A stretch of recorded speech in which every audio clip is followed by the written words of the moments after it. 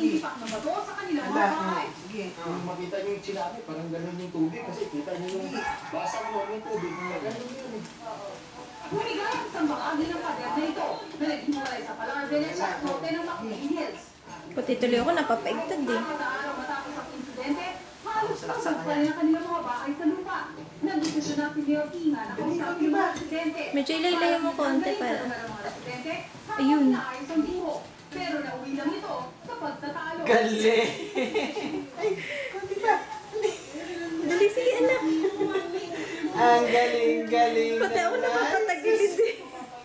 Ang galing-galing. Yay!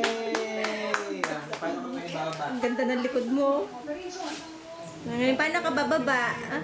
Napaayos pa natin yung lugar nyo. Daddy, ano mo na ikaw na kumuha ako kasi ano.